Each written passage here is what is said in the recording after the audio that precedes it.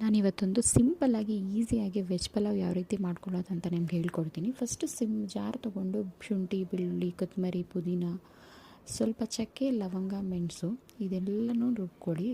ತುಂಬ ಏನು fine paste ಆಗೋದು ಬೇಡ, ತರ್ತೀರಿ ಆಗಿದ್ದರೆ ಸಾಕು. ಮತ್ತು ಕುಕ್ಕರ್ ಇಟ್ಕೊಂಡು 2 ಸ್ಪೂನ್ ಎಣ್ಣೆ, ಸ್ವಲ್ಪ ತುಪ್ಪ, ನಿಮ್ಮ ಹತ್ರ ಏನು ಗರಂ ಮಸಾಲ ಸ್ಪೈಸಸ್ ಇರುತ್ತೋ ಅದನ್ನು ಆ್ಯಡ್ ಮಾಡ್ಕೊಳ್ಳಿ. ಅದು ಸ್ವಲ್ಪ ಫ್ರೈ ಆದ ತಕ್ಷಣ ಈರುಳ್ಳಿ ಹಾಕ್ಕೊಳ್ಳಿ. ಈರುಳ್ಳಿ ಸ್ವಲ್ಪ ಬಾಡಿದೆ, ಫ್ರೈ ಆಗಿದೆ ಅಂದ ತಕ್ಷಣ ಇವೇನು ರುಬ್ಬಿಟ್ಕೊಂಡಿರ್ತೀರ ಮಸಾಲ ಅದನ್ನು ಆ್ಯಡ್ ಮಾಡ್ಕೊಳ್ಳಿ. ಅದು ಆ್ಯಡ್ ಮಾಡಿಕೊಂಡು ಹಸಿ ಸ್ಮೆಲ್ ಬರೋವರೆಗೂ ಬಾಡಿಸ್ಕೊಳ್ಳಿ. ನಂತರ ಟೊಮೆಟೊ ಆ್ಯಡ್ ಮಾಡ್ಕೊಳ್ಳಿ.